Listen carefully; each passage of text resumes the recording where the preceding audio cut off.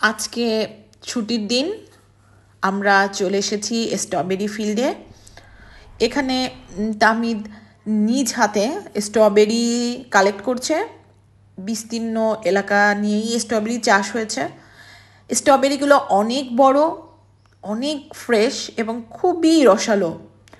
মজার ব্যাপার হলো আপনি এখান থেকে যত খুশি তত স্ট্রবেরি খেতে পারবেন, কোনো সমস্যা নাই।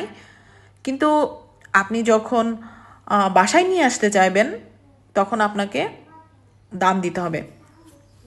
এবং আরেকটা মজার হচ্ছে, এই স্ট্রবেরিগুলা যদি আপনি ফিল্ড থেকে কেনেন তাহলে হচ্ছে আপনার সাধারণত প্রাইসটা একটু কম হয় সুপার শপের তুলনায়।